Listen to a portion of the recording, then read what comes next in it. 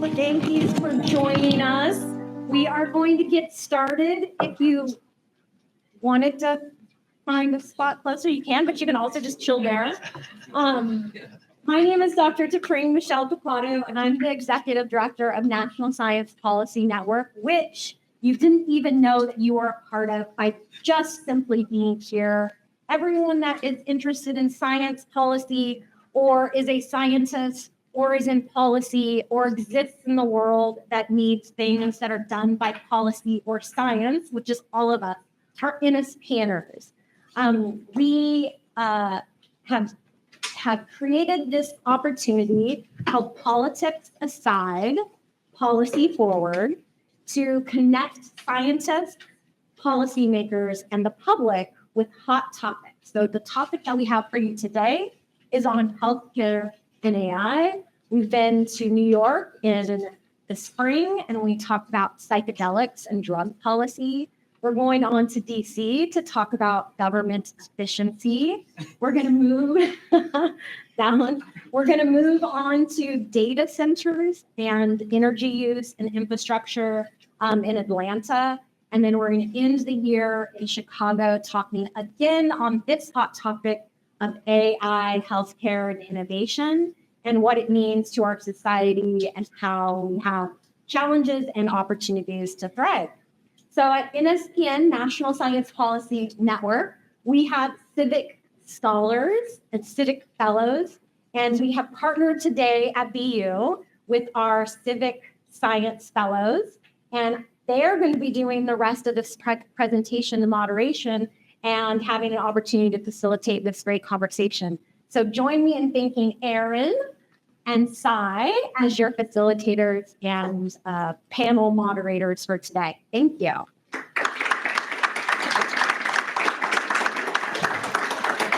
Thank you, Dr. T. Before we go right ahead, I'd like to do a very quick welcome and thank you to all our panelists. I'm sure I'll get them right, but Dr. Batman, please give him a round of applause. Senator Oliveira, Dr. Hazer, Representative Kilcoyne, Dr. Nairapalli, and Senator Moore. So I know I wouldn't do a great justice if I am talking about them for a very long time. So I'd like to hand it over to you so that you can have a couple of minutes to introduce yourself and tell us what you do best. We'll start with Dr. Batman. The mics are right in front of you. All right. Thank you for organizing this event and invitation. So my name is Kehan Batmanghelidj. I'm assistant professor in Boston University, electrical engineering and biomedical engineering. My area of research is specifically about AI in healthcare. I've also previously been a faculty in medical school, University of Pittsburgh. Although I appreciate the provocative title of this panel, my area of research is not replacing doctors, but the focus of my research is developing AI methods that can help clinicians in clinical decision support so that they can focus on patients. And also the second prong of my research is developing AI methods that can go through a lot of data sets and find a pattern for disease modeling, patient stratification as a basic researchers. Also, I have some efforts in commercialization, but I'm sure my panelists here who are coming from industry can tell you more about it. I'm here to put my academic hat on. Thank you. I'm Jake Oliveira, and I represent the Hamden, Hampshire, and Worcester district, which is about an hour and a half west of here. So in the Pioneer Valley part of Massachusetts, the greater Springfield area. Represent around 175,000 residents that live within the district. Prior to joining the Senate, I served one term as a member of the House. They kicked me out and moved me over to the Senate. There's a joke among senators and reps that when a rep becomes a senator, the collective intelligence of both chambers goes up. That's more of a House thing that's said more than anything else. But it's an honor to be here today to talk a little bit about a very timely topic, something that we're all trying to grapple with. And if you understand anything about politics, you'll understand pretty quickly that politics tends to be very reactionary and usually a few years behind where the technology and the industry is. And I think all of us in public life, whether it's myself, Rep. Kilcoyne, or Senator Moore, who's here today, we always try to stay up to date with the technology that is advancing in various fields. When you look at the Commonwealth of Massachusetts and our major industries, they really are reflected across this panel today. It's in higher education.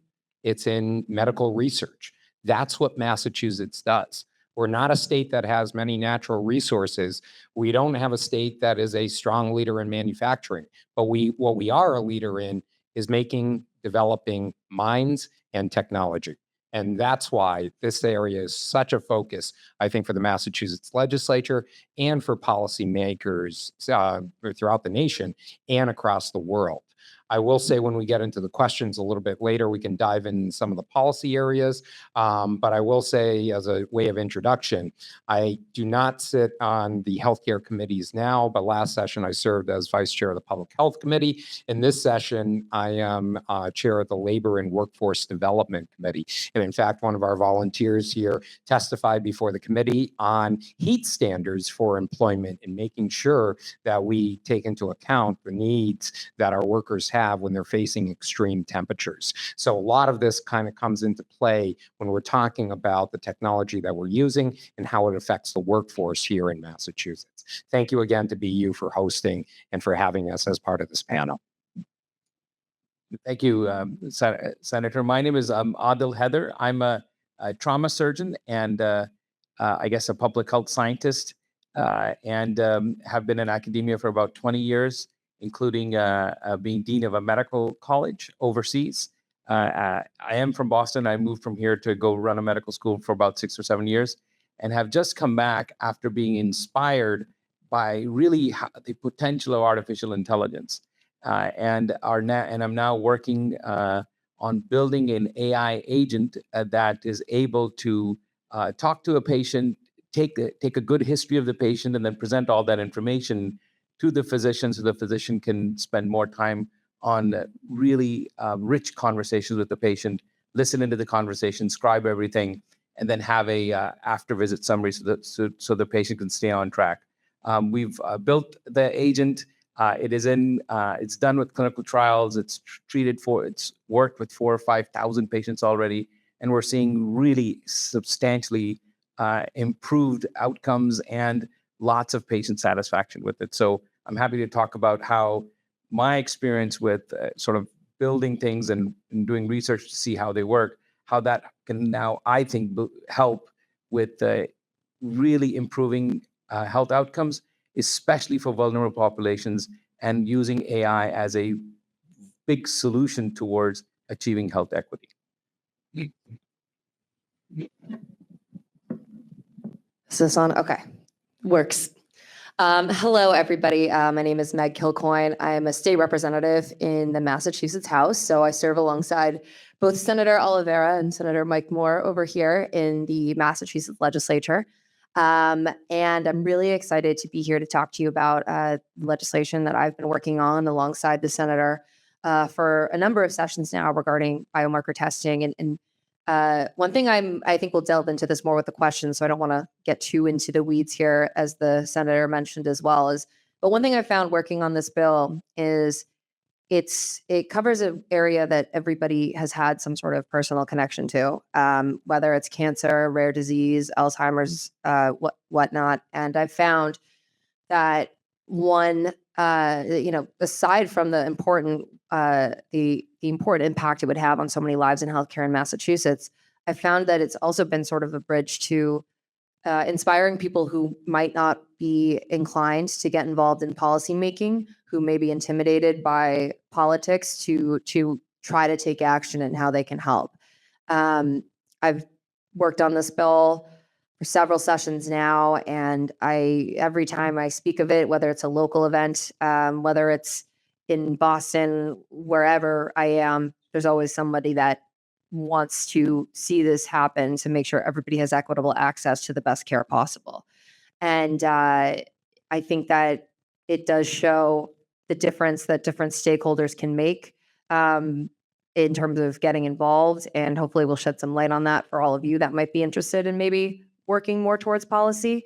But before, again, I don't want to step on the toes of the questions and get moving here, but just so you know a little bit about me, I was elected to the Massachusetts House in 2020. I represent 6 communities in central Massachusetts, just north of Worcester, which is similar to the region that Senator Moore also represents. And I've in my 3rd term at the State House, so relatively early in my term, I actually had the honor of getting running at the same time and then getting elected at the same time as Senator Oliveira during the COVID pandemic, no less.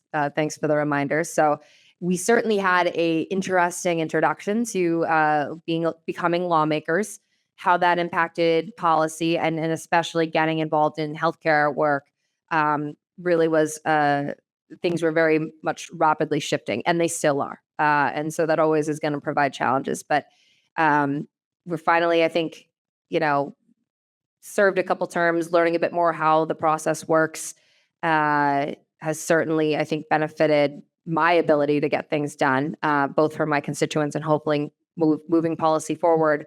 But when I first started working on the bill, it was my first term. I filed it January of 2021. And because biomarker testing was a relatively new technology, the bill that we filed is very narrow in scope. The language that I had filed 5 years ago only ensured insurance coverage for stage 3 and 4 cancer patients.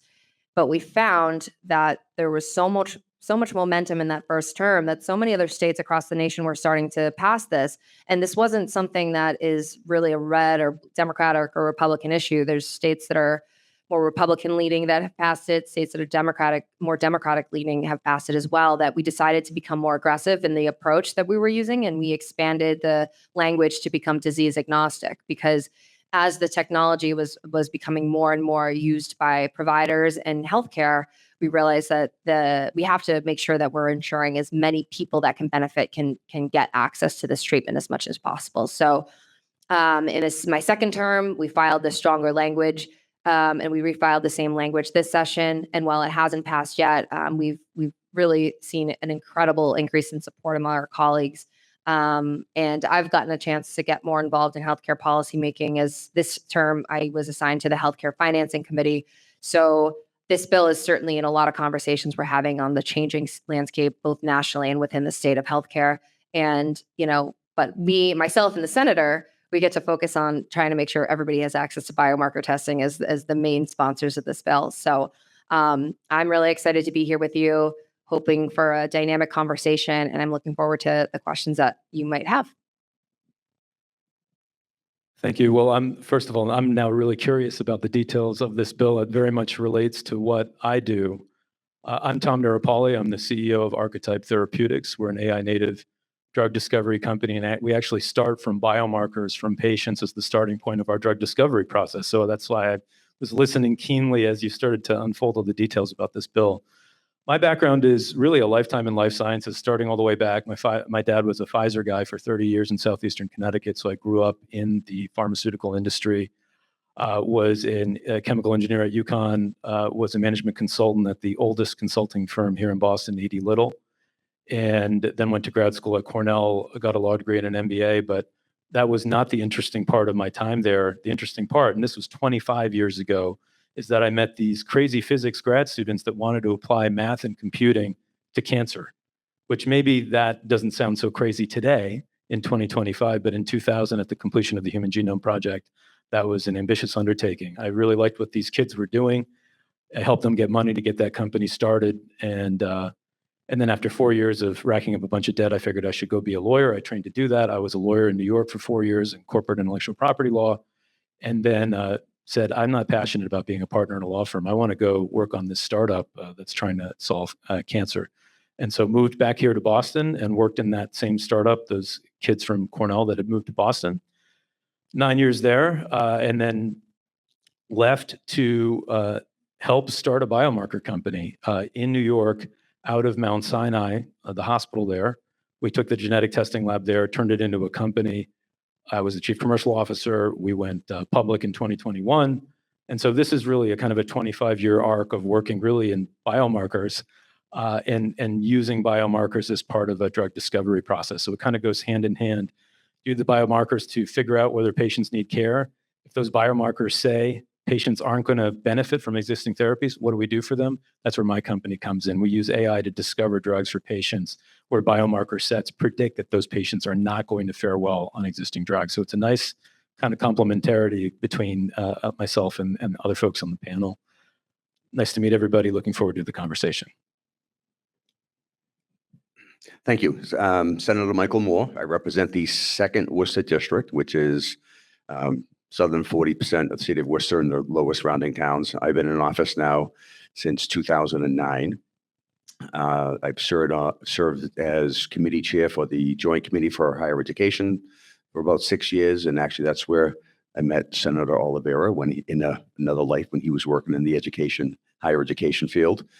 Public safety, I was chairman of the Public Safety Committee, and now I've been the last 3 years chairman of the Advanced Information Technology, Internet, and Cybersecurity Committee. Sadly, I agree with Senator Oliveira on the legislature. We're very reactive. I always say that we need a crisis or a tragedy to get the legislature to move. Trying to, I guess, avoid that.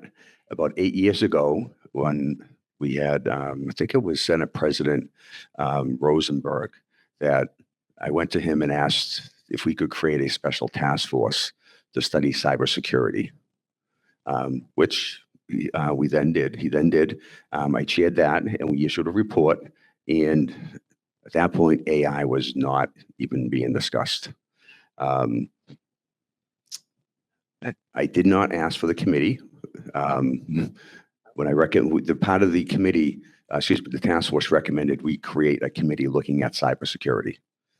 And then it wasn't until Senator Spilka became Senate President that she actually, they were looking for new policy initiatives or committee ideas that we could try to make sure that the legislature stays, I guess, proactive in what we're looking at for policy initiatives. And I recommended we create a committee on cybersecurity. That's when, although I did not ask for the committee until this 3 years ago. And when I did ask for it, it was really looking at cybersecurity because I saw so many different things. We had a lot of personal data that was being breached. Companies just didn't seem like there was enough firewalls protecting people's individual information. Got the committee assignment, and literally within a month or a month and a half, AI came on the scene and just exploded. So it really, a lot of the focus of the committee now in the last 3 years has really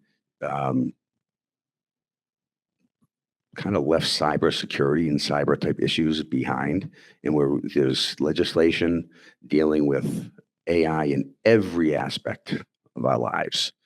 And I think that's one thing that we have that we're finding in the committee that we've got AI in healthcare, we've got AI in workforce, in hiring. You look at law enforcement. So every part of life that we're looking at, AI is intersecting with. So the committee now, I really find the work is interesting, what we're looking at, because we're delving into so many different policy areas. That we even have a piece of legislation right now dealing with robotics, that the robotic industry has come to us on. And I kind of jokingly to my staff, like, this is like the Terminator bill. It deals with prohibiting robots from having weapons. If someone had ever said to me 20 years ago that I would be in the legislature and would be banning robots from carrying weapons or having weapons, I'd be laughing. I would have said, it's not happening. This is an issue that the industry has come to us on. So I can't tell you there's, as Senator Oliveira talked about, our economy, life sciences, education, healthcare, these are the driving factors. And I think the issues that we have to deal with in the committee is looking at how do we establish the appropriate, now we were talking about this before this, the term that people utilize today is guardrails.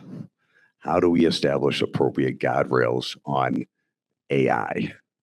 Now, jokingly, when I hear the term guardrails, I laugh because they're really talking about regulation. But regulation is a bad word. Industry does not want to say here, we want to create regulation on the industry. Oh, that's going to hinder innovation. It's going to hinder research.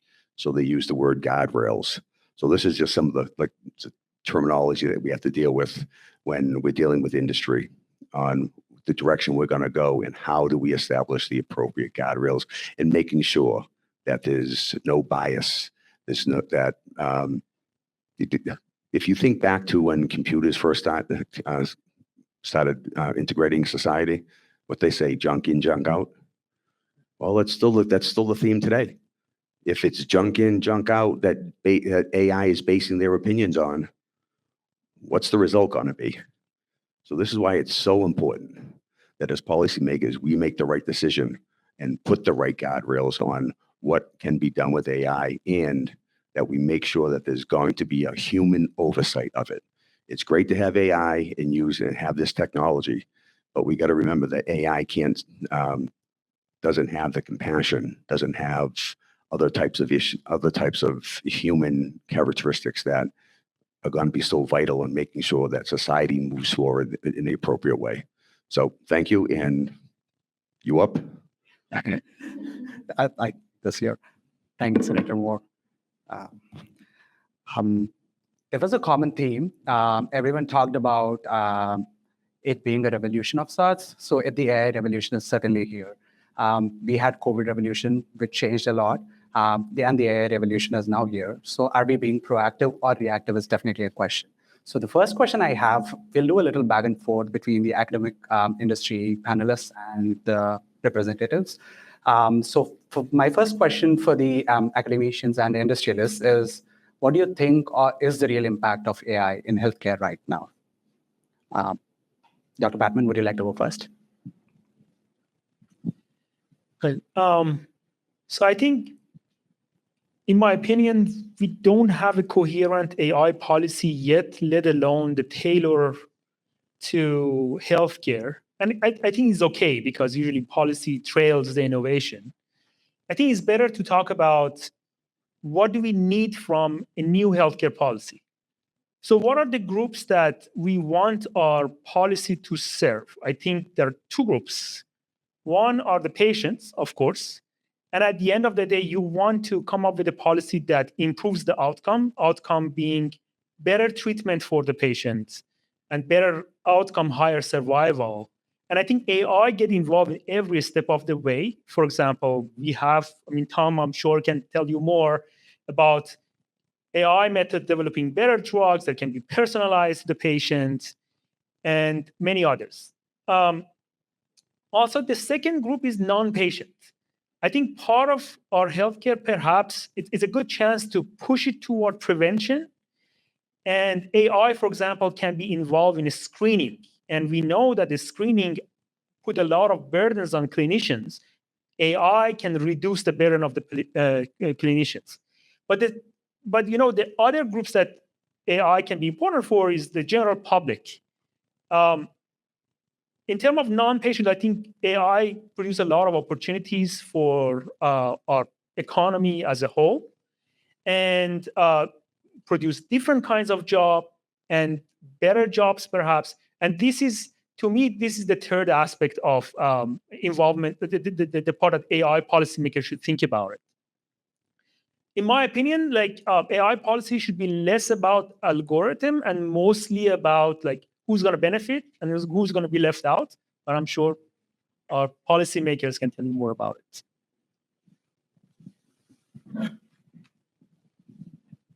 Am I the only physician, practicing physician on the panel? Okay, all right. Your old job, all right. I think since you ask, where AI is going to make a difference in how we take care of patients, I think you started really explaining it right. I mean, it's going to be all throughout the drug discovery pipeline. So how we treat patients, it's going to be, how we perform robotic surgery, for example. AI will help us do it better. Even colonoscopy, you're talking about prevention.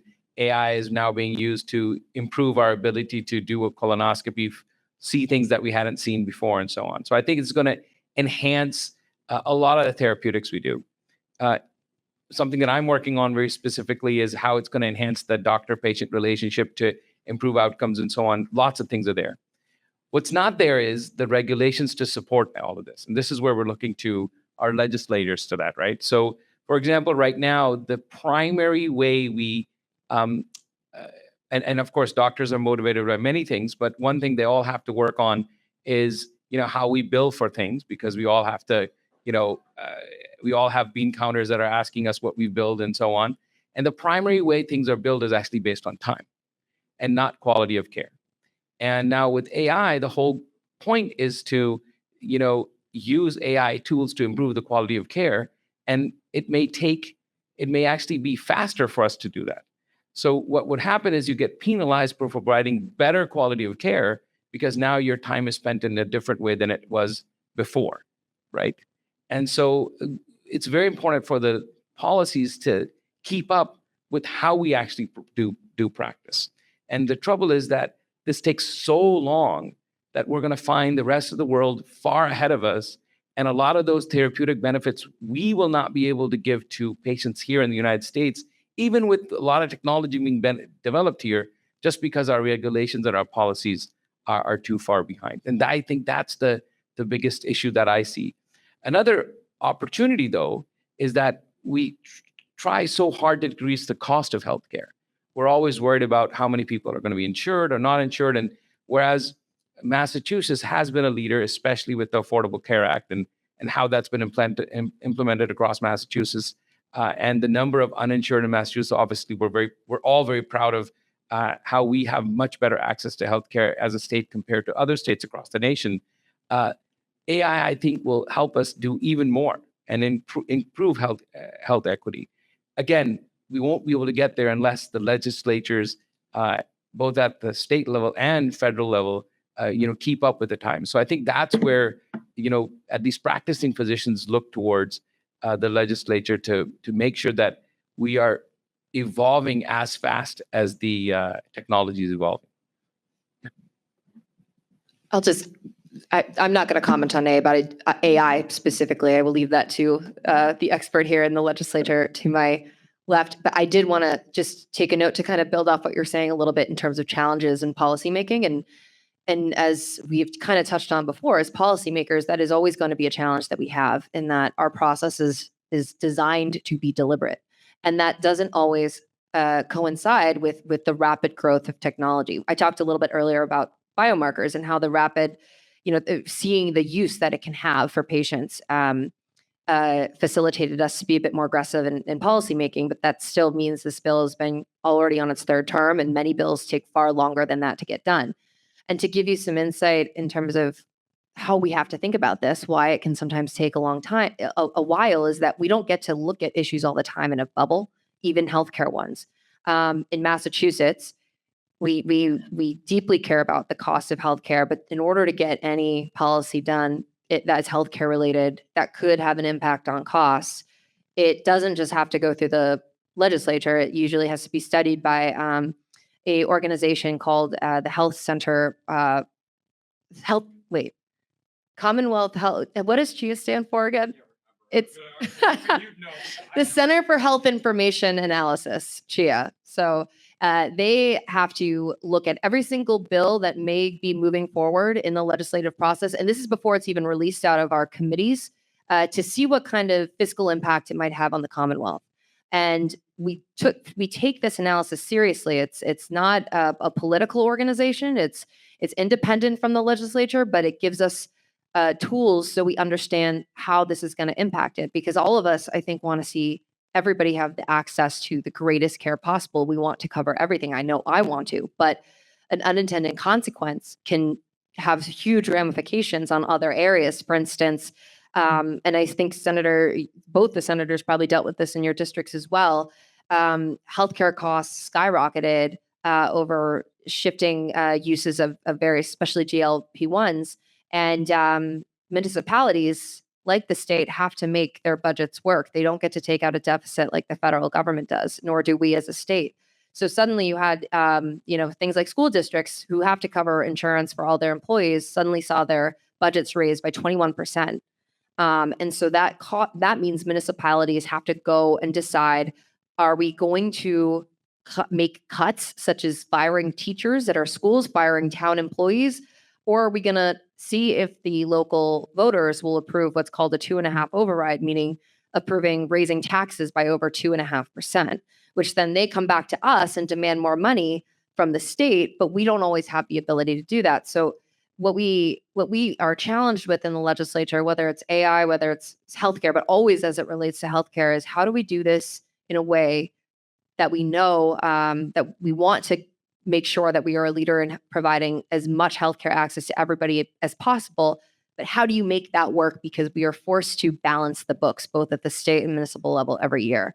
So I kind of wanted to just jump in and say that so you guys have an idea sort of how that process on our end works, because I think all of us would like to just say, like, yes, everything covered all the time, but we have to make a strong case every time, and we have to be ready to defend why something that could increase costs is worth doing, or how do we make this work with the finances that we have before us.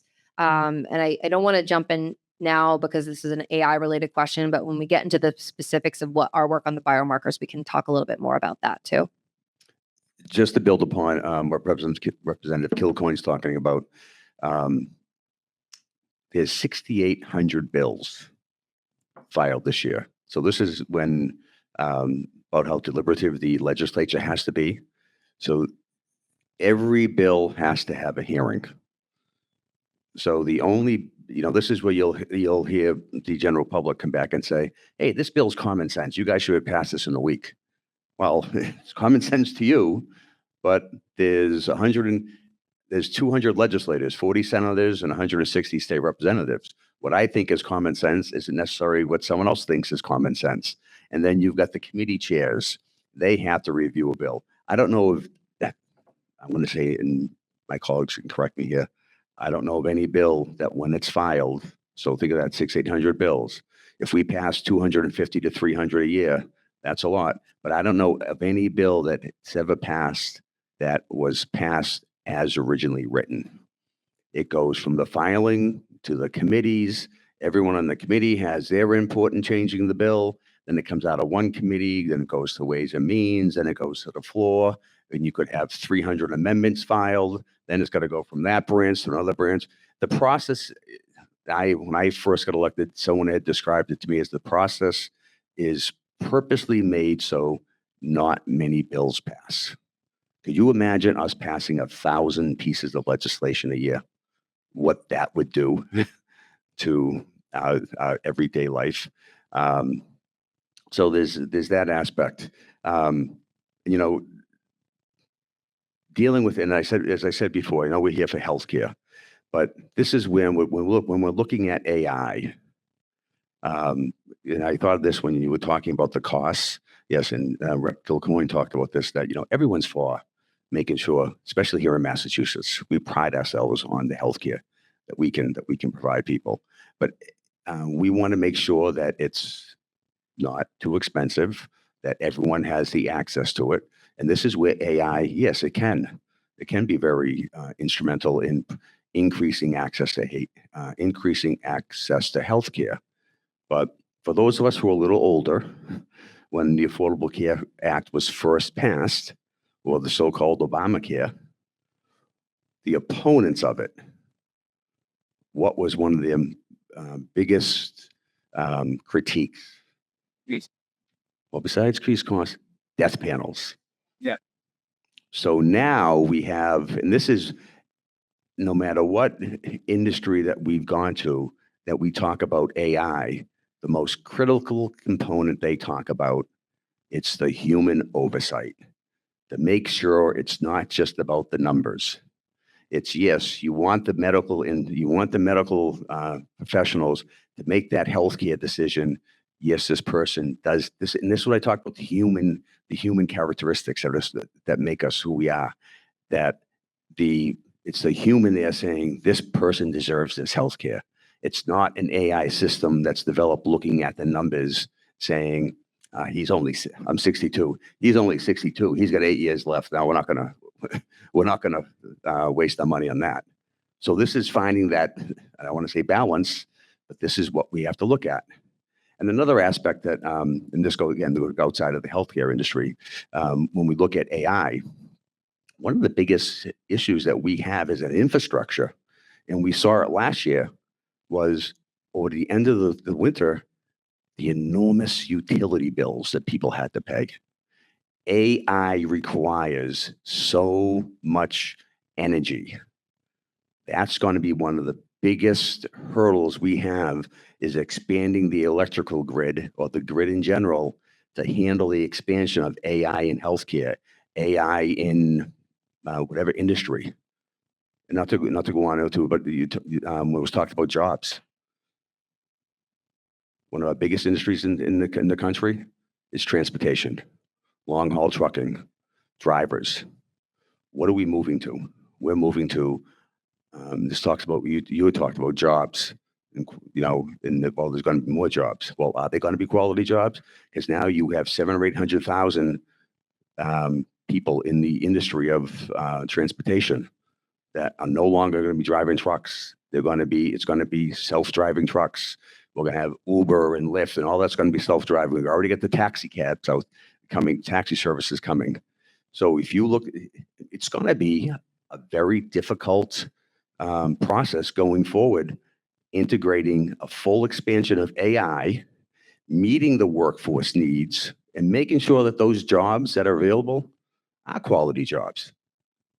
I know there's one company here in Mass that's already looking at, when I've toured the company, they're looking at developing robots to unload tractor trailers. So now we have autonomous tractors, trailers. We have robots that are unloading the trucks, and it could be medical devices. It could be whatever. So we have a lot of challenges that AI intersects so many different aspects of the policies that we're going to have to be looking at. But I think if we look at healthcare, it can be a critical component. In Illinois just passed some legislation making sure that dealing with therapeutic or counselors, that AI can be used, but it's got to have that human oversight with it. So this is where I think we get a balance, giving our medical industry the tools to do it, but we have that human involvement that we don't see that eliminated, and it's just a by the numbers type of evaluation. Thank you, Senator. I do want to bring it back to Tom, because Erin still has a follow-up question on how you would respond to the policy requirements, but Tom is the expert here from the industry. So I want to know what do you think of AI's current impact in the industry?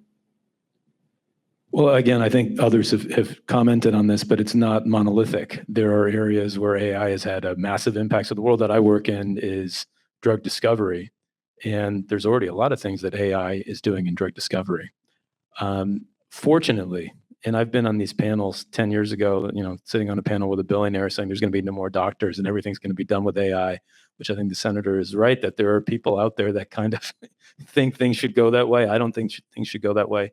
We're not there yet on that side. I do want to comment on one thing that kind of sits at the intersection, and Senator Moore talked about this, is the data, the garbage in, garbage out comment. It's really true. AI is only as good as the data that comes into it. That's true about our healthcare system in general. So there are certain populations that don't get the biomarker testing that they need. I'm guessing that that's something that you're trying to address in the legislation, although I haven't read it. I know from my world that African-American populations are underrepresented in testing in prostate cancer, for example. So then if you're trying to analyze a data set from prostate cancer to discover new drugs, you may not actually be finding drugs that are going to be effective for certain populations. So this kind of thing is a problem if we don't have the right data coming in.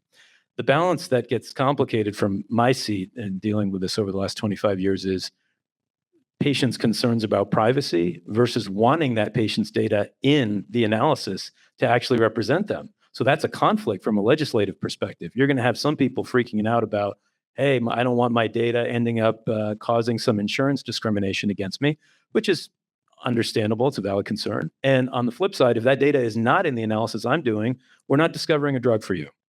So I don't know how to solve that problem, but I'd say that's the kind of thing that you all get paid for is how do we do that? From my perspective, as much data as possible is required in order for these tools to succeed, whatever the AI application is. In my world, we want as much patient, clinical, and genomic data. People get scared about that though. But if we don't have that in these analyses, we are going to have substandard drug discovery relative to the rest of the world. So we have to kind of wrestle with that and figure it out. Not to monopolize things, but we're actually looking at, so last legislative session, myself and co-chair in the House did a lot of research on data privacy legislation. Hopefully this fall, the Senate will be coming out with a comprehensive piece dealing with it. But dealing what you just talked about the information so that the industry can get it.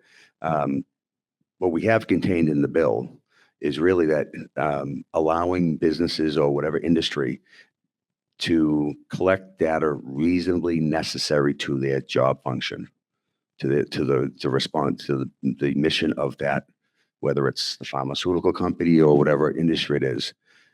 And then they can't, whatever they get, they can't sell. Or it limits, there is actually an industry out there of data brokers. Their sole mission, job, is going around collecting people's personal information from different companies, and then they sell it and make money off of your information. So putting limitations on that, determining what sensitive data is. And this is where we need, instead of having an adversarial type relationship, this is where the legislature, we need the partners. We need the partners with industry to come to us and saying, okay, look, we understand you're trying to protect personal information, but this is what we need to be successful to make sure we can continue research. The goal is not to stifle innovation. It's to make sure that we balance just what you're talking about, the privacy, that people don't want their information sold, but still giving you the correct data that you can move forward with the innovation or the research that you have to do. Okay. So a question, I know the legislators have chatted a little bit, but we'd like your perspective on the interests in learning more about AI and how we can ensure that Massachusetts continues to be the healthcare and innovation hub for our nation. Because we have a huge biotech center here at Massachusetts compared to other many states. So, yeah. I didn't answer the last question, so I'll take this one first. I just want to comment on a couple of things about AI technology and how outside of the medical field, it's already being integrated. When you look at each one of our offices that are here, Senator Moore has 5 staffers, I have 5 staffers, Rep. Kilcoyne has staff. Each one of our staff use AI technology on a daily basis, We have not, as a legislature, even caught up to it. We have certain members of the House and the Senate who are looking at it. In fact, the Senate just purchased an advanced AI technology through Microsoft right now to help with our offices. So all of us have comms teams that are in our offices, a comms director that puts out press releases, that posts on social media. My comms director utilizes AI as a tool each and every day for everything that we do in our office. Our legislative staff that works on developing legislation, in fact, one of our colleagues, Senator Feingold from Andover, wrote an entire bill using AI technology and on AI technology. So we're trying to kind of broach into it. We're already experiencing it ourselves within our own offices, and how to set up those, as Senator Moore said, the guardrails around it, and when it's acceptable, when it's not acceptable, when it's useful, but also giving out guidance to folks. Just as the industry leaders were talking about how we're incorporating it into our daily lives, I'm generating my own questions about how to do it. I mentioned to a few of the panelists earlier today, just about 3 hours ago, I had to go to an optometrist appointment.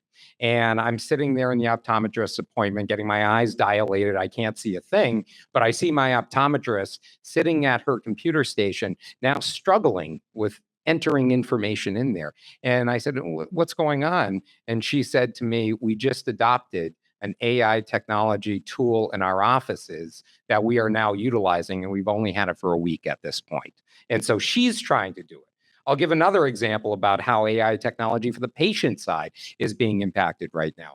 My girlfriend, who utilizes ChatGPT more than anything else, if you have any problems in the world, she's going to enter it in there and it's going to, release something out. She takes her lab work that she gets and enters it into ChatGPT to interpret the data about her blood work. Patients are using it now as a tool to interpret data that they hear from their doctors. They're using it right now when they don't understand, in no offense to physicians, but when they're telling you you have something, they will now take that information or that printout that you get at your doctor's office, and they will enter it into ChatGPT. So right now, we don't only need to talk about it through the lens of the practitioner. We also need to understand that patients are now using it more and more than ever before. And it's really exciting, but also scary and challenging. And as policymakers, we need to continue to partnership with industry, with people out in the field, in order to get those guardrails in place that are necessary that Senator Moore mentioned. Senator Moore also said, he's 62 years old. For the Senate, that's middle age. So it's not too bad. He has plenty of years left in him. But as people are living longer and as people are utilizing technology to a greater extent than ever before, we're trying to find that balance of making sure that we don't stifle any type of innovation, but also making sure that we give guardrails to the people that are coming up, to our students that are in schools. We just passed a bill last week that banned these types of devices in most of our K through 12 public schools in Massachusetts. However, we probably need to do a better job of finding a way to incorporate that technology more within our schools and how to properly use it, how to be good digital citizens. And we don't have enough of those conversations about it because, as both I said and Senator Moore, the legislature is very reactionary. We see a problem and then we try to tackle it. We see a crisis, and LBJ had the famous line, "Never let a good tragedy go to waste." And policymakers usually don't. When there is a emerging technology, we begin to react to it. To Representative Kilcoyne's point about AI technology on saving dollars, I go to school groups, I talk to individuals, I talk to my constituents, and I usually ask them this question: what do you think the state spends your hard-earned tax dollars on most? Most people will say education, roads and bridges, transportation. 55% of the Commonwealth's budget is spent on healthcare. 55%. And that percentage increase is only growing right now. Rep. Kilcoyne mentioned before the GLP-1 drugs, right? I think earlier today it was announced that one of our biomedical research companies is coming out with an oral GLP-1 instead of the shots. And the shots, what we found in pricing is actually the delivery of the GLP-1s is the most expensive part of the actual delivery of it. So if we can move to an oral pill to take that instead of the delivery devices, we can begin to look at saving money. When we look at how healthcare is far outpacing revenue growth. So Meg mentioned, Proposition 2.5, that we can only grow our property taxes by 2.5% at the local level. Our own revenue as a Commonwealth that we mostly get from things like the income tax and capital gains, our state income is only growing by about 3.5%. Medical costs and healthcare costs to the Commonwealth, to our communities, to our businesses, is going up 8 to 9% a year. It is not sustainable. It is not able for any state in the country. And I wouldn't hold my breath, Doctor, on the federal government getting involved with this. That's why the states are going to have to be taking the lead on a lot of these issues and being those laboratories of democracy and experimenting and working and trying to support these industries. And that's what we're looking at here with AI technology. We cannot go down the current path of the healthcare cost growth measures that we see. AI needs to be part of the equation. It needs to be part of it, not just for the delivery of it, but also for the cost that is burdening so many states, communities, and our country in general.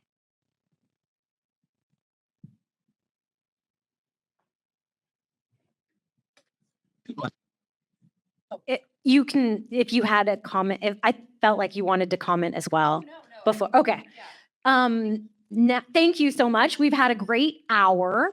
Now we're going to transition questions from you all to our panelists on anything that's pressing to your mind. And I know some of you are working in healthcare. Some of you are students in healthcare and masters in public policy.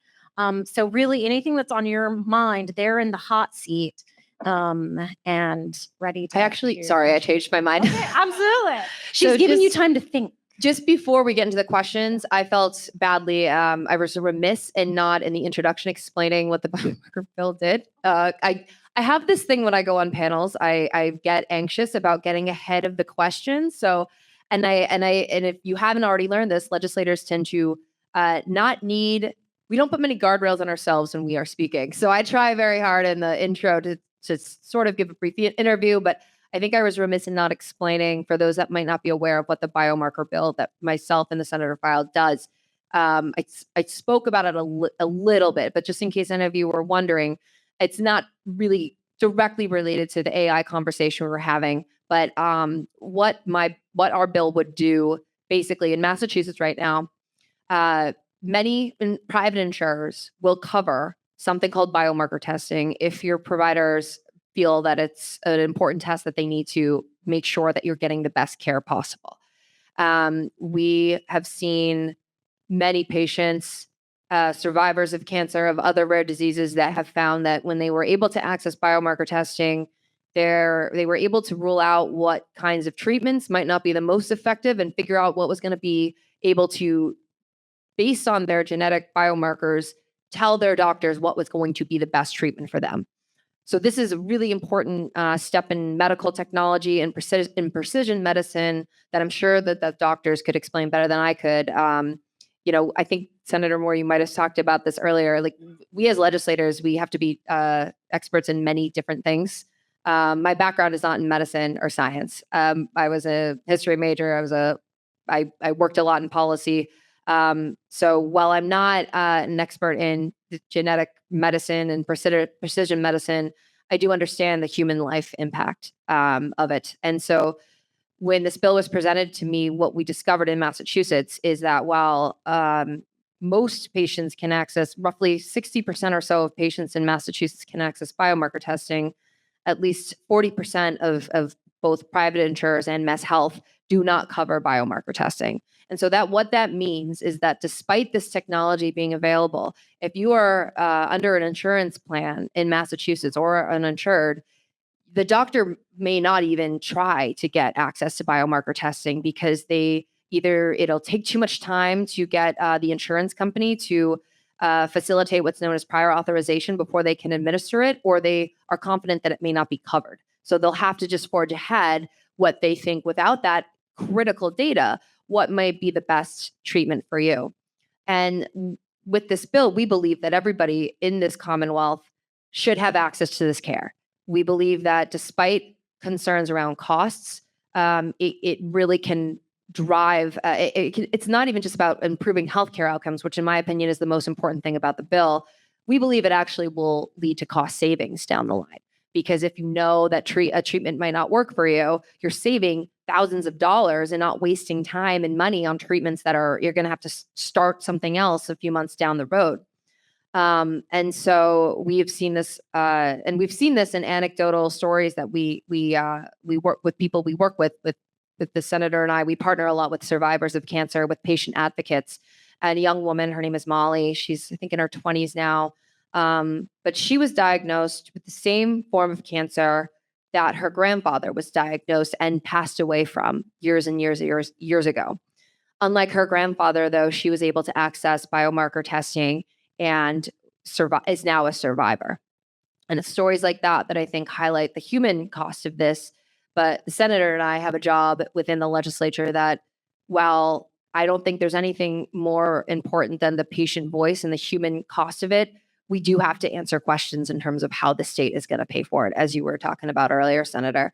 And so just so you guys have an understanding of, I guess, why I'm on this panel in terms of the biomarker testing, why Senator and I are working on it, is that's really what we're looking to do. And I know you do a lot of work in the biomarker space as well. So, you know far more about the importance and the science behind it than I would.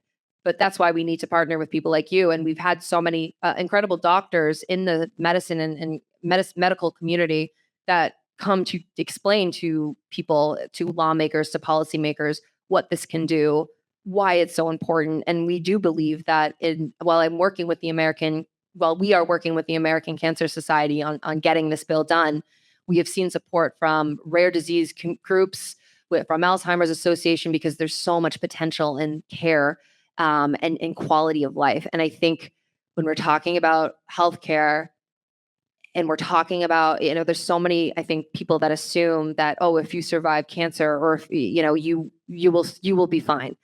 But the treatment can wreak such havoc on the body that if you can get something less invasive that's going to work for you, you may have more time with your loved ones, with your family, with your friends. You may not, and you may have a better just quality of life moving forward. And you talk to cancer survivors, and they tell you stories of, even though they survived, the treatment was so difficult that they're left with so many other complications for the rest of their lives. I met a woman who was a breast cancer survivor who was trying to ask how she could help with this bill, because she was 42 years old, and due to the treatment she had, she's in the body of a 62-year-old woman. That's 20 years of her life that are now possibly gone. And so our hope is that we can use all of our partners in the medical community, in the patient survivor space, to show all of our colleagues in the House and Senate, of all the other stakeholders, and insurance companies included, that this may have some impact on costs, but we feel, and we've seen this in other states, that the costs are not going to be astronomical. And this is hard to quantify, and we're trying to get data on this from states that have passed it a few years ago. By preventing a trial and error approach to care and treatment, by being able to use this incredible technology to marry your care to your own genetic makeup, it's going to lead to a lot of cost savings down the line. And we're going to prevent a lot more issues, both in, the post-treatment complications, and just not having to have a roadmap on what's going to be the most effective. So I just wanted to try to briefly, I know that was long-winded, I'm sorry, but I was trying to briefly explain what this bill does, what the senator and I have been working on. And I'm happy to answer, we're both happy to answer any more questions on that space too. And I do want to, Jake, Senator, if you wanted to jump in on anything too. Meg, as always, you covered most of it right there. I will say that the one kind of interesting thing, and what brought me to file this legislation, is the ability for us to kind of put this out there as a public policy, catch up to the other states that have already done it, and also allow for the innovation that is continuing to be developed there. When Meg started this bill, it was started with cancer research. Now we have the Alzheimer's Association. I met a volunteer that was here that's in the public health school looking at how biomarker testing can help with other areas. I mean, it is exploding right now, but I think for us as policymakers, we're constantly hearing from constituents on how quality of life needs to be improved, and the quality of life of a biomarker test that can determine a treatment that is less invasive is worth more than any of the cost savings that might exist with this bill in general.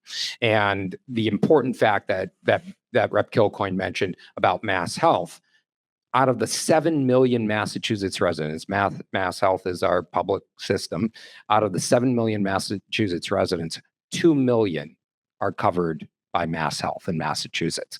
And of those 2 million, nearly 1 million of them are children. So making sure that we extend this coverage to all insured individuals, all 98% that we have in the Commonwealth, particularly those on Mass Health, is going to be so important for the quality of life of low income and Black and brown communities in Massachusetts. Yeah, I think I'm so glad you brought that up, because the bottom line of this bill is equity. Your income, your race, your gender should not determine the kind of care that you'll receive in the Commonwealth, and it certainly shouldn't determine your health outcomes. So thank you for mentioning that too. I just want to quickly mention because Rep. Kilcoyne and Jake have both talked about finances and numbers and paying for things. We talked about 55% of our budget is on healthcare. Rep. Kilcoyne saying we only have so much money in the cities and towns. We have to pass a 2.5. That's an override of the current tax structure. Basically, Massachusetts, unlike the federal government, we have a constitutional amendment that we have to have a balanced budget. And then the same thing for our cities and towns. So we cannot pass a budget that exceeds the revenues that we're expecting to come in. So we are constitutionally required to maintain some fiscal accountability. Now, that doesn't always play well when we're trying to offer programs out that, like on this bill that they're sponsoring. I think that's a really important point for our audience and our listeners also to know in the nuances of when there's a good idea. You know, these three industry and academics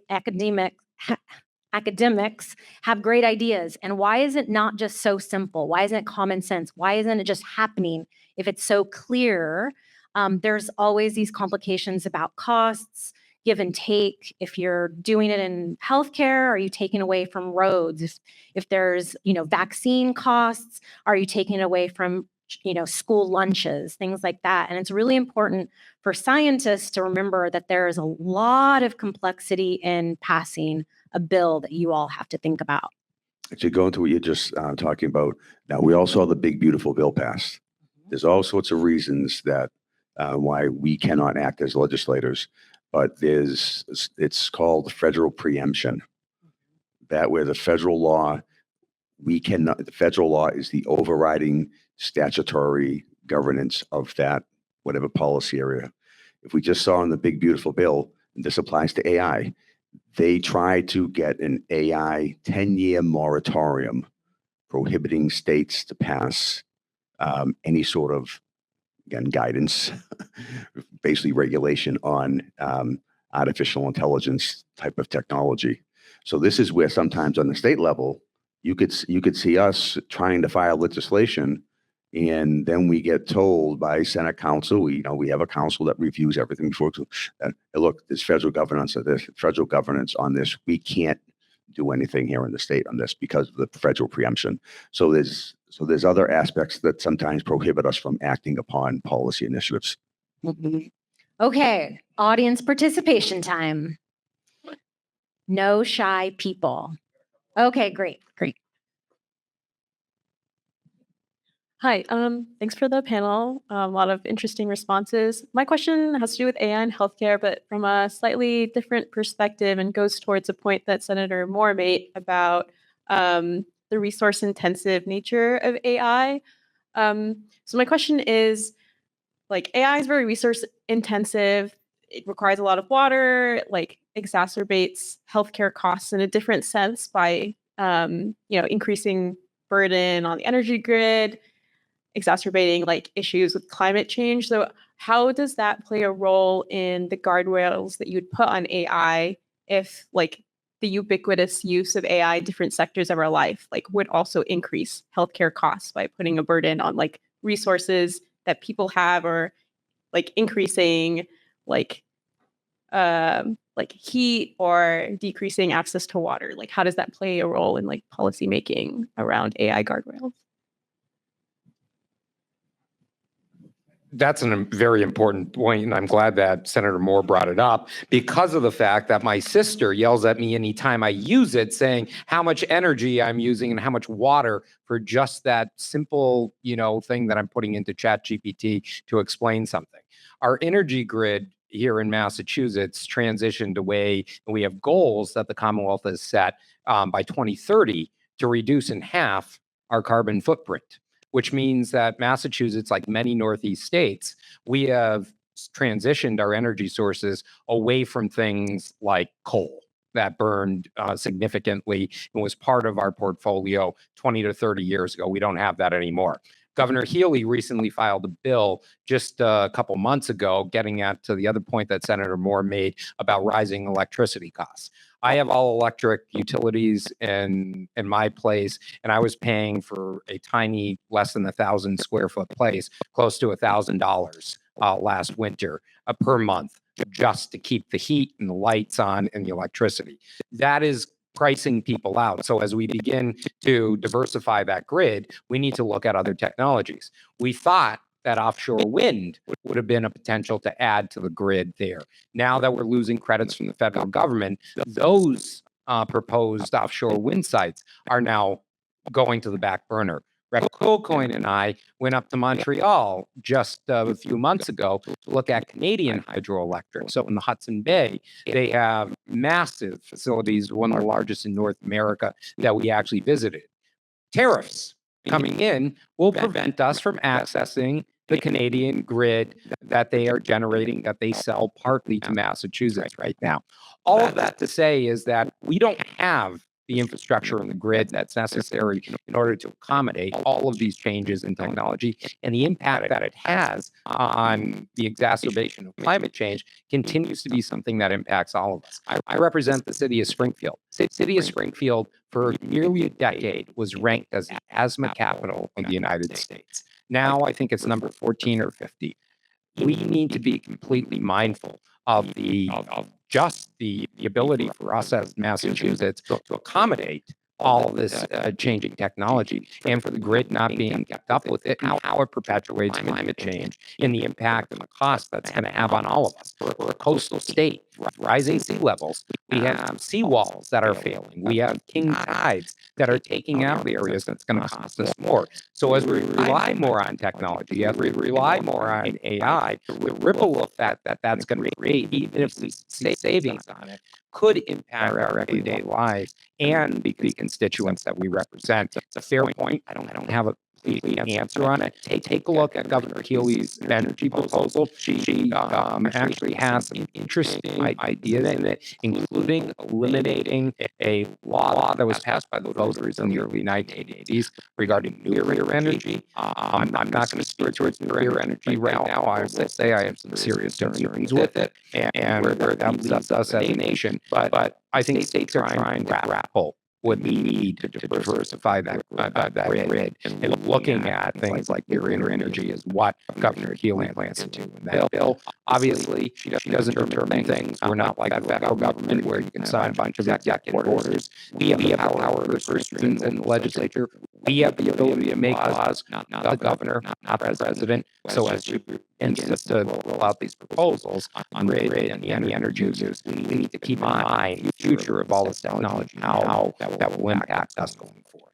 I would just briefly add too is that in terms of policy making, it's looking at small changes that could sometimes take until progress. So I'm about to tell a little bit of a story, but I did not know when ChatGPT AI and all this stuff was coming out, and it was kind of like being used by the masses about the environmental impact part because you could be using like an AI thing running on your computer.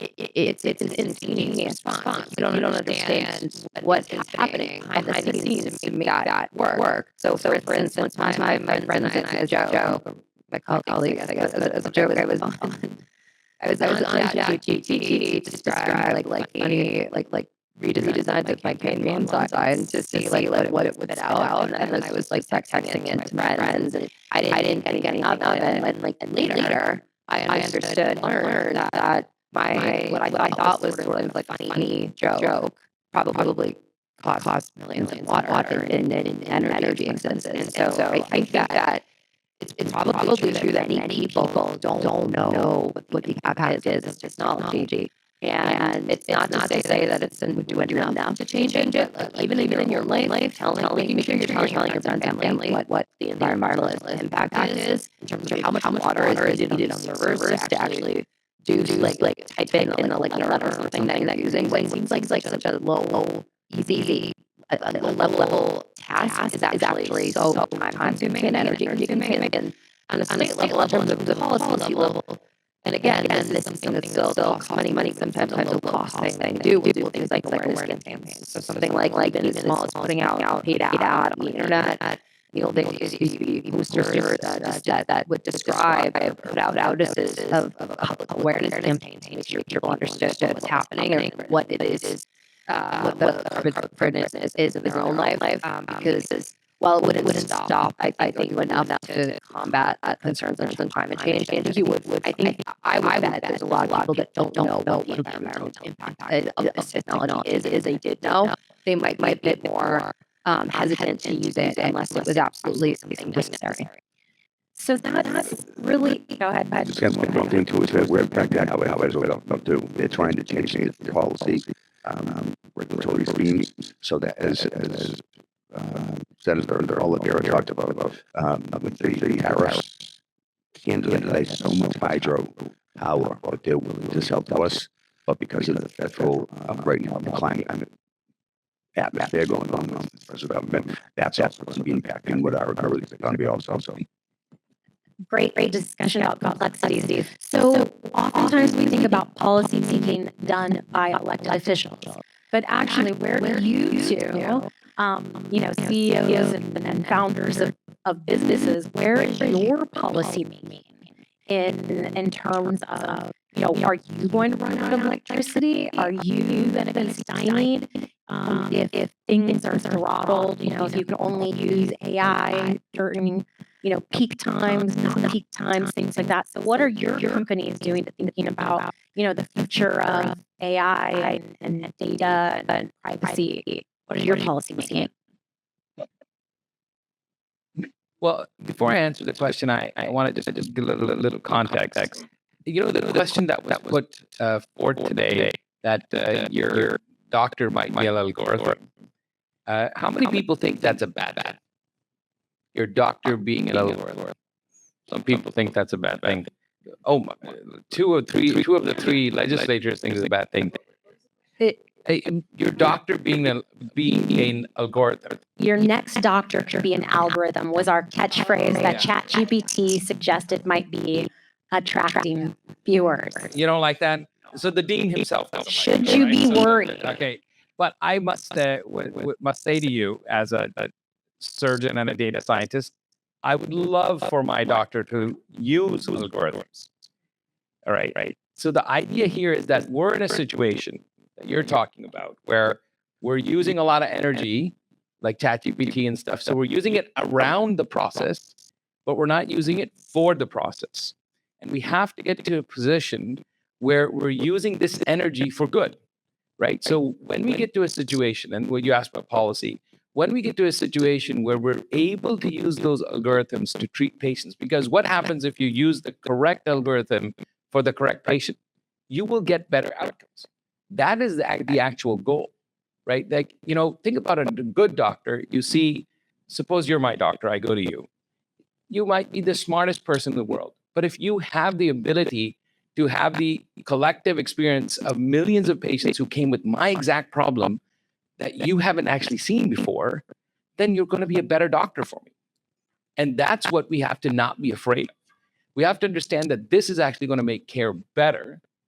But the trick is going to be, and that's where we all will need your help, is to get out of where we are right now, which is where we're AI and these other things are not fully embedded in care. So we're wasting a lot of energy, we're wasting all that water without actually getting the full benefit of it. And so when you ask what my hope is, I hope is that we're able to get AI and these things embedded into care faster. And let me give you one example of the thing that's studied the most, and that is radiology interpretation. So everybody was saying that you're going to have X-rays now completely read by AI, and radiologists are going to go out of business. That's what people thought. But if you think about these specialties that have the highest reimbursement right now and where there's the highest demand still, it's actually radiology. And turns out because so many new therapeutics and other things have come up that completely rely on radiology.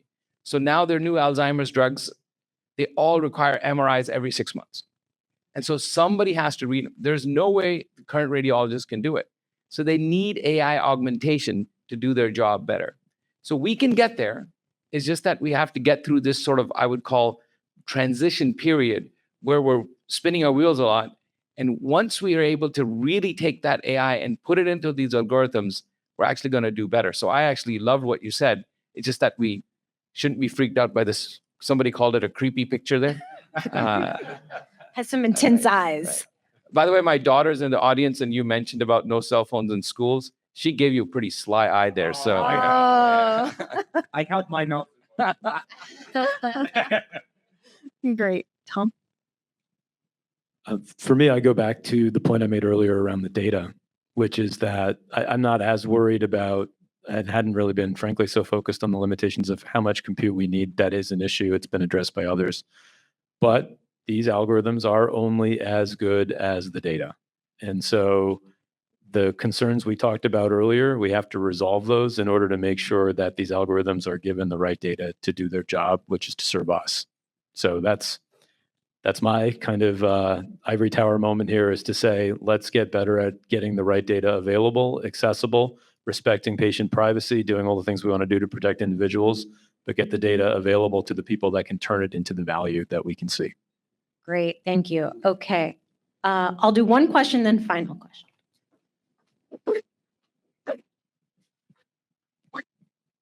Hi, I have a question kind of related to what you just said, that the AI is only as good as the data we feed it. And thinking about that data that we're feeding it, how do we kind of vet for the inevitable biases that exist in the human data that we're giving it?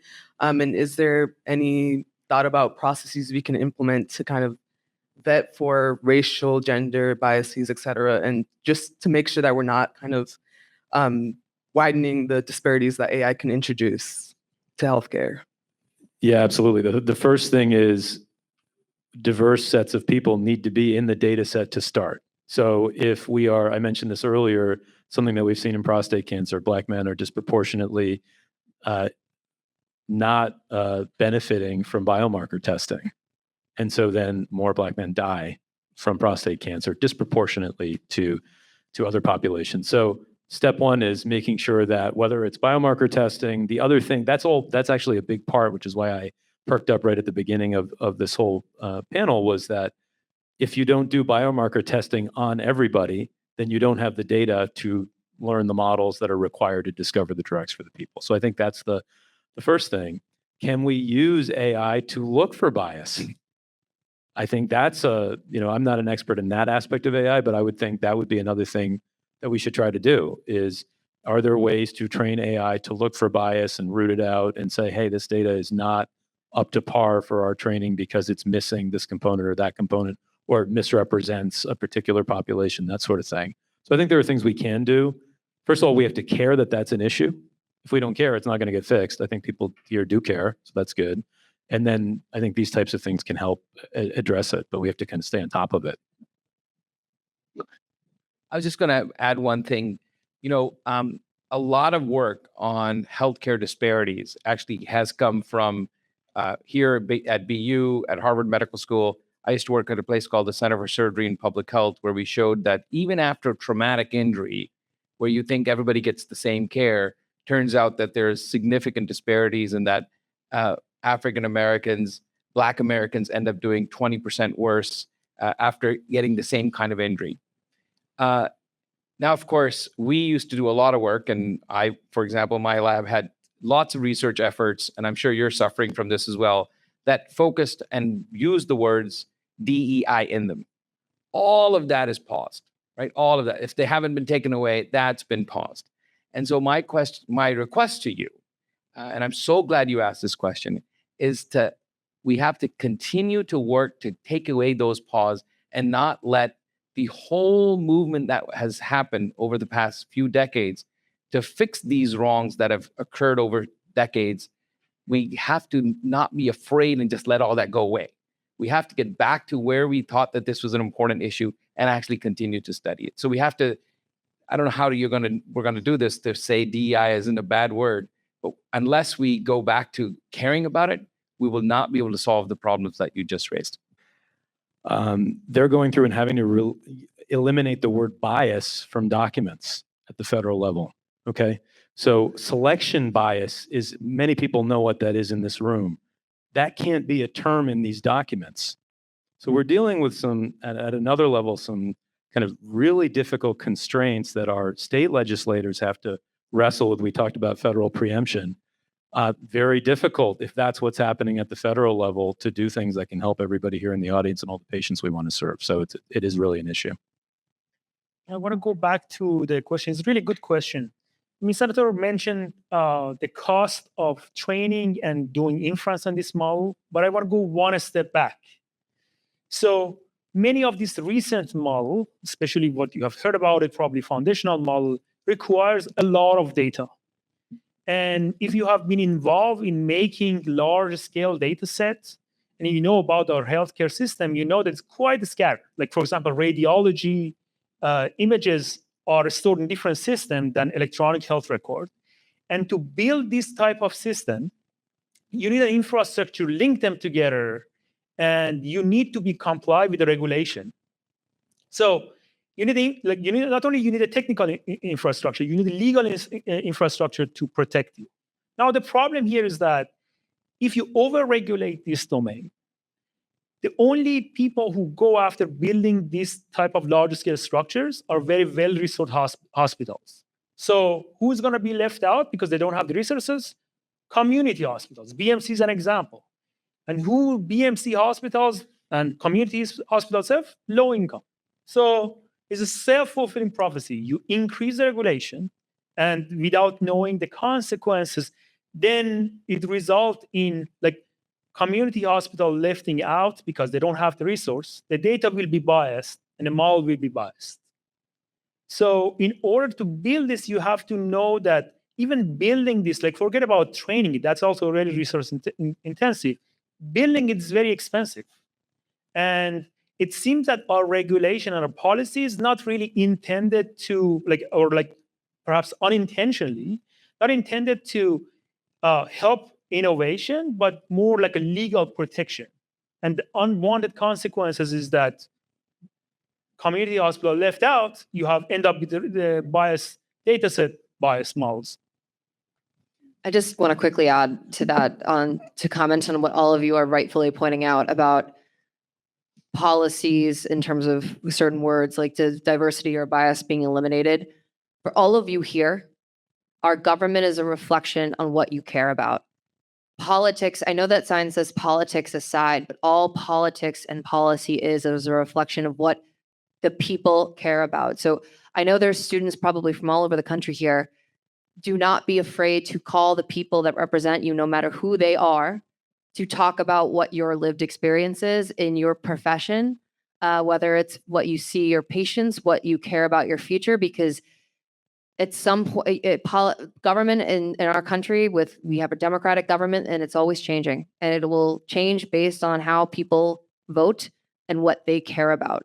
And the reason why the state is the country is what the policies that we're seeing, the reason why they're being implemented today is because that's how people voted. But that doesn't always have to be the case. And don't underestimate having conversations with your own friends and family about the things you care about in medical policy, healthcare policy, and don't underestimate that can make a difference. Just quickly, I guess this is where the confusion comes with regulation and guidance and what legislators or policymakers aren't looking to do. We're not looking to establish regulations on what research is being done. And this is where the confusion comes in from industry. They're saying, oh, you're going to stifle innovation, or you're going to hurt the community health centers. We're trying to establish regulations so that, or guardrails, so that bias cannot be used in the implementation of, or the application of the AI. So this is where industry and policymakers have to come together, make sure we're speaking the same language and understanding the same direction we're trying to do in the policy. Because there's nothing, as the doctor talked about, we all want AI used in health determinations. We just want to make sure that that AI that's being used, they are not making the final decision. He is. That's where the cost savings come in. So I don't know where the costs come in or how that stifles innovation, but that's the problem we have with policy and industry right now. When we're trying to establish the guidelines or the regulatory structure to protect against these inadvertent type of biases or against DEI that we're getting, oh, you're going to stifle innovation, you're going to hurt research. What we're looking to do should not stifle any sort of research or should not put any more financial burden on community health hospitals or any other industry. Great, thank you. this leads in well to the final question comment. So at National Science Policy Network and with our collaboration at Boston University with our civic scholars, we want to incorporate the knowledge and discovery of scientists into the practical policy making that the elected officials are doing. And the National Science Policy Network is that bridge to provide you, the policymakers, with expertise, but also the ability to have the opportunities to communicate with you. So the final question for all 6 of you is, how can we help? How can we actually get in contact with you, whether we want to be in your researcher in your lab, or if we want to help think about the way that policies are being shaped, or if we want to tell you our stories so that you know what to do, or if we want you to work on precision medicine on our family's illness that could affect us in the future. How can we participate and engage with you, each and every one of you? Maybe we'll just go down the line as a final.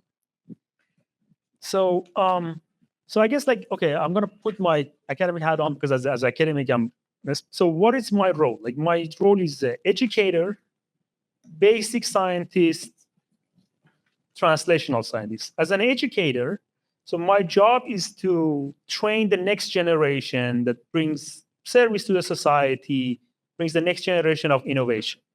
So definitely investment on a federal level and a state level on the education is important because at the end, the state and the country will benefit. As a translation, as a basic researchers, of course, some of the research that we do is a public service, and it might not have immediate translational effect as a basic scientist. And I think current environment of reduction in funding eventually going to hurt the society. If the experience tells us something, is that this might be the situation that we're going to live in this administration, perhaps the next one. Maybe it's time for local legislation to think about that. Maybe we should not be relying on federal funding. And maybe state governments should think about alternative ways of promoting basic research.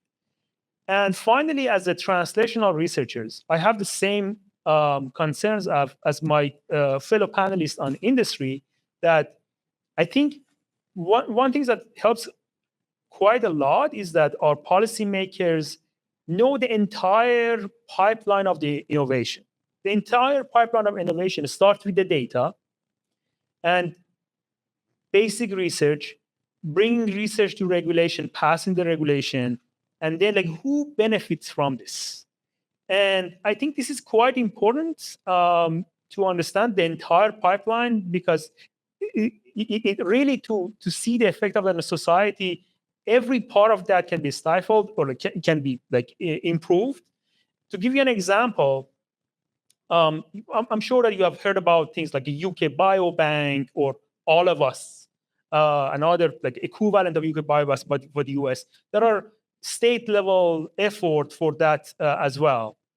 So this is how the data is created. Like who pays for it? Like a tax, of course, like patients are going to pay for it.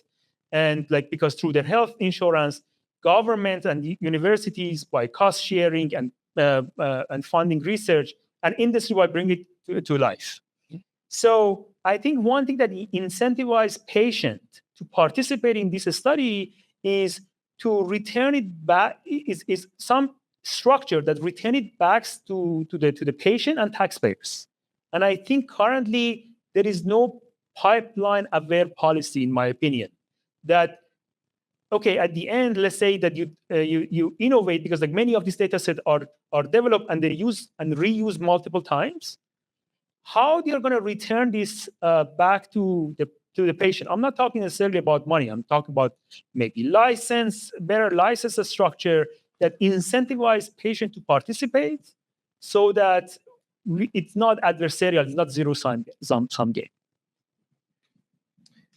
Just to add to what you said before, I think it's important that all of us are accessible. elected officials, particularly at the state level, are accessible. We're not sitting in Washington, D.C. We have personal emails that you can email us. Mine is just jacob.oliveira@masenate.gov.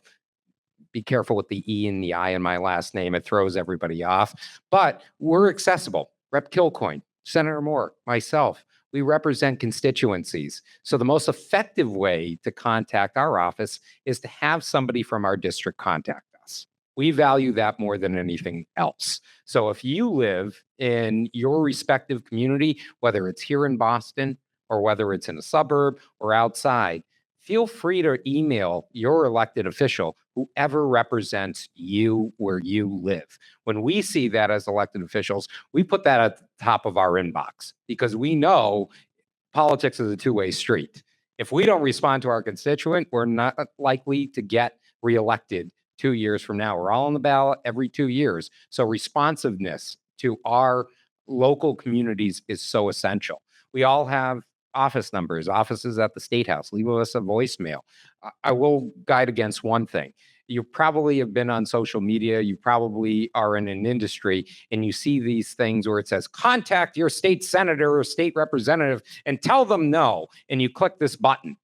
You click that button, it sends one of us an email. Let me tell you, that's not personal whatsoever. A lot of times it's not even going to the right legislator. The most effective way to contact your legislator is look up who represents you on the Secretary of State's website or the legislature's website. Type in your address and it'll spit out where you live in our district with our contact information. Engage with them. Engage with them at a personal level to build a relationship. Don't engage with us with a one click that you might see. Most of the time we see those, and half the time the people who are clicking on them don't even know they're sending it to us. And when I was new to the House with Rep. Kilcoyne, I would see constituents, people that I knew within my community, who I would say to them, I was like, oh, thank you for that email you sent me. And they had no clue what I'm talking about because they didn't even know it went to me. So the most effective way to contact your legislator is make it personal. Make it from you. Speak from the heart. Tell your personal story, and your elected officials will respond to it. Back to what you mentioned before, and I think you have a very important point, saying that the federal government, we cannot rely on them as much as we did before. Problem I have with that, though, is that Massachusetts is a net sender of taxpayers to Washington, D.C., meaning high-income states like Massachusetts, New York, California, these places, for every dollar we send to Washington, D.C., we only get about 70 cents back on it. To me, that's not fair. And so if we're sending all these dollars to Washington, D.C., you better believe we should be getting money back from them. And as Senator Moore mentioned before, we cannot pull out the credit card and run up debt in Massachusetts to pay for the priorities that we have. Only the federal government can do that. So the capacity for states to actually be taking the role of the federal government is so difficult right now that it puts states in such a terrible bind, because we understand as costs rise, all of us are going to be impacted by it. But I think when we fight with folks in Washington, D.C., our federal delegation continuously fights for those resources because we need those dollars back, because we are a state that doesn't get back as much as we send in. Thank you. And thank you for explaining how that all works about contacting your legislator. For me, my email is adil.heather@bostonhealth.ai. You're welcome to email me or look me up on LinkedIn or Twitter. And also, I got to just make one confession here. This is the first time I'm actually talking as a Boston Health AI person versus being a dean of a medical school or being a professor. I still am a professor, so it's a little tough to actually swallow that. But I just say that it's, I personally have made the jump into trying to build something that would have, that would improve access to care from a business standpoint, just because I feel like it's a faster way to get to more patients. So it's a trial thing, but well, I guess I'll see how it goes. If all fails, then I'm still a surgeon. So there we go. And you have jobs for people, right? Okay. So I actually got a little ahead of this question, I think, already. But I'm glad you asked it because, again, and because I want to reiterate, in my experience as an elected official, I see so many people that feel so disengaged and disheartened of their ability to enact change. And I understand why.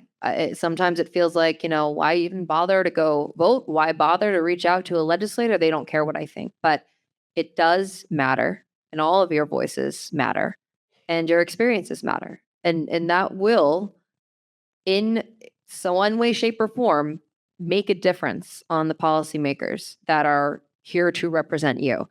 Senator Oliveira, I think, beautifully explained how accessible we are, and also touched on, I think, how our decisions that we make on policy are driven by the people that we represent. But the same is true for those in Congress as well. So, there's talk about the federal government and how that could impact the states and how that's going to trickle down to everybody. That could be a whole other panel, so I don't want to dive into that. But the reason why these things are happening, the reason why there's policies that are going to impact care in Massachusetts and across the country is because that is who the voters elected. And I can say, as a lawmaker, we vote based on what we think our constituents want. And if we're not hearing from our constituents, we're either going to make a decision that is not reflective of the population or is ignoring a swath of the population that isn't reaching out to us. And sometimes you'll find that people that are opposed to something tend to be a lot louder than people who aren't. But hearing from all of those voices matter so deeply. It's funny you brought up the one-click thing, and just to reiterate what the senator said, I one time got one of those from my dad, and I knew that he didn't send it because he wrote me an email to my State House account, and it was signed with his full name and home address. And I texted him. I was like, Dad, you can call me. I'm going to see you at dinner tomorrow. And he didn't even know he had sent the email. And I'm glad he didn't, because he was telling me to vote against something that I was planning on voting for.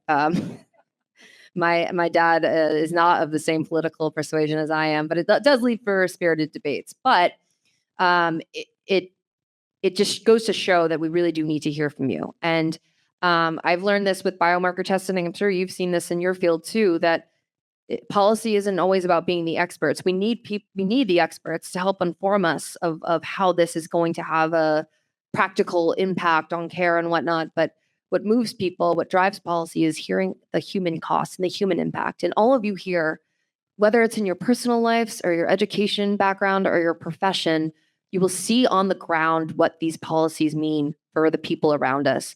And to hear from students, like I mentioned earlier with biomarkers, we have arranged a broad coalition of support to try to get this over the finish line. So the senator and I work with doctors, we work with patients, we both speak to other legislators about and patient advocates about our own loss and experience with rare disease, with Alzheimer's, with cancer. And those are the things that moves people. And so I know I'm kind of going on, but I just know all of you I'm assuming you look relatively young, you're students. So I'm assuming you're, just starting your career. And I know it can be scary to pick up a phone and try to call someone, or easy to dismiss your own ability to get things done. But sometimes in policy and in elections, one vote can make the difference. We certainly see it in our state at a smaller level. So that vote could come from you having a conversation with somebody. That one vote could have come from a phone call that you made to your lawmaker to vote on a certain way on a bill, or support funding a certain initiative, or supporting healthcare. I'm on healthcare financing, and we hear from we hear hours of testimony from patients and doctors that help us inform what bills that we're going to move forward and help make really tough decisions. And I think that, I don't want anyone to ever feel discouraged about getting involved, but I also do caution that advocacy sometimes is lifelong work. Policy making is lifelong work. And don't underestimate the power of your voice to make a change that will lead to another change, that will lead to another change. And that'll hopefully make our healthcare system better going forward.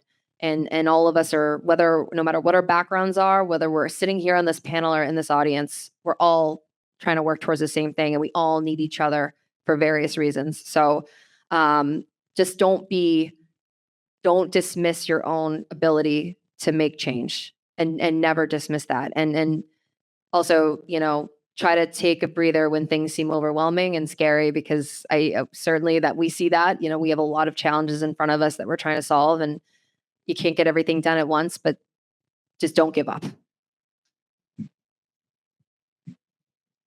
Well, first, thanks everybody for a great discussion. It's been entertaining. I've learned some things, which is great. Easy to reach me. There's 5 Neuropolies in the United States. So you can just Google me and you'll find me one way or the other. Tom@archetypetx.com if you want to reach me at my work email address. I want to leave on a positive note, which is I've been watching, we now call this AI, and people kind of think that AI just arose from nowhere, but really there's been this continuation of advanced analytic approaches that have been developed over the last 25 years since I've been involved in this. And the bigger arc, the longer arc, if I can paraphrase, is headed in the right direction, which is that the amount of acceleration in the last few years in being able to discover things from data using AI is unbelievable. It's the equivalent in science of what people in the room see with ChatGPT and other things. It's unbelievable. If you step back and think about 5 years ago, where we are now, we can actually, if not cure, we can render cancer a chronic illness for everybody in the next 5 years. If we do the right things legislatively, if we do the right things in businesses, we make the right decisions. These are the types of things that can happen if this kind of group of people can work together. So actually, I'm pretty hopeful about the future. I do think we need more of these types of discussions. I haven't been on a panel with legislators before, so that's kind of exciting for me. But I actually see some opportunities here that I'm going to follow up on. So thank you, everybody, and appreciate the time. Thank you. I think the best way for us to move forward with policy initiatives is to have more forums like this. We need partners, so bring the industry into the State House. As I said, we have 600-800 bills. Every bill has to have a hearing. So we have to advertise when the hearings are going to take place, what bills are being heard. So this takes some work on behalf of our constituents and also the industry stakeholders, that they have to pay attention. And when they see a legislation coming forward that they think applies to their industry, reach out to us. You can show up at the hearing and testify. You can call and schedule a meeting with us or our staff. And I would say us or our staff because we could be out during the day at one of these forums, and our staff could handle the meeting with you. It's no disrespect for you. We just, we haven't perfected cloning yet. So, we just can't be in multiple places, but we put a lot of respect and confidence in our staff and what they're going to give us for feedback. So there's that avenue. And I think Meg and Jake talked about this. It's the personal contact. I always tell groups that come to the State House, there's nothing more impactful than someone sitting down, whether it's in the State House and I tell people, look, call my office, I'll meet you for a coffee. And not just one issue, do it on multiple issues so that we build a rapport. And if there's an issue that comes up that I need advice on, and I know you actually do this on a day-to-day basis, we'll reach out to you because we're going to hear information from the other side. We'll reach out to you and say, hey, look, this is what we're being told. Tell us how it applies on the day-to-day application of this. Now, when you do that, obviously you have to be honest with us on how it applies, because then you become a resource to us. As Rep. Kilcoyne talked about, we are not experts in every area. It's just impossible. There's no one here that would be an expert in every area. So we have to put our trust in the information that you're going to give us. So every one of us, we're all there with good intentions. We all there want to address the needs of our constituents, but communication works both ways. We have Facebook, we have Instagram, we have LinkedIn. Staff monitor that. So if you send a message, our staff can get, hey, look, we got this message from this person, or an email. But like Senator Oliveira said, that we could have an issue come up. We get emails and messages from people from all over the country. So we then have to take the time to filter through, Okay, this is a constituent. This is something that, someone that we have to deal, I should say, have to deal with, want to deal with. So there is that aspect of it. But again, putting a face to an issue, I think is so much more impactful to a legislator.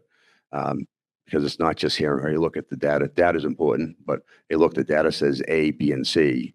Well, okay, that's great. But I want to hear from that person who actually had the impact in their daily life on what that data actually means. The only other thing I wanted to discuss, when you talked about, the state, I guess, assuming some of the financial burden, the state, just so you know, the state passed a budget this year of like $61.8 billion. Yeah, just under 62 billion. Of that, 42 billion comes from state revenue. So the delta between the state and the 61 or 62 is federal money coming to us. And the majority of that is healthcare. So I have UMass Medical School in Worcester. They're potentially they've already had layoffs already from the first round of NIH cuts, depending on what this big, beautiful, the continuing resolution did. We're still waiting to see what happens there. We could see additional cuts. So going back to the research that you want to do with biomarkers and other healthcare type research, there's no way possible the state can absorb that type of cut. They're talking being anywhere up to $3 billion that we could see over the next several years in loss of federal money. So if we take a hit, we have to have the balanced budget. So if we're gonna make up the funding for the research, are we cutting money for kids with disability, developmental disabilities? Are we cutting funding for our roads? Are we cutting funding for some other state resource? So I'd love to say the state that we have the resources to do it, but we just don't have it. And so this is where it's, as Rep. Kilcoyne talked about, it's really so important right now. I remember getting elected people for years saying, oh, Washington does nothing. We don't, they go down there, everyone gets and speaks and nothing gets passed. Well, look, they're doing a lot right now. I think this is going to be the first time that everyone can say what Washington's doing is impacting us on Main Street, because it's going to over the next several years. So it's just very important for us to understand that, we help the cities and towns, and we have some oversight there. The federal government sends a lot of, as Jake talked about, Senator Arvillo talked about, we send more to the feds than we get back, but they have oversight and restrictions that they place on us. And if they're going to put more financial burdens on us, it's going to have impact in other places. But I do also agree that, AI, I tell my kids all the time that I wish it was their age.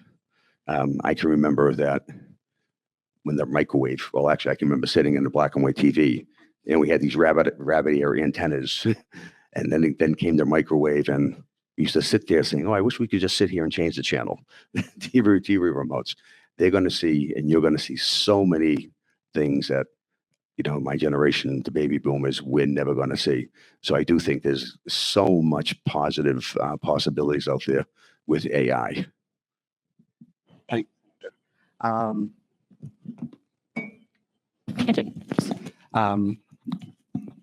In respect of time, as a baby doctor and a researcher and a policy enthusiast, this was extremely enlightening. But I think we all have the common goal, which is making healthcare better for everyone and hopefully equitable. Hopefully. So thank you all for being here today, sharing your time, sharing these insights with us. And we really hope you're able to hang around for a few more minutes for any of our attendees to interact with you. Thank you all so much. Thank you.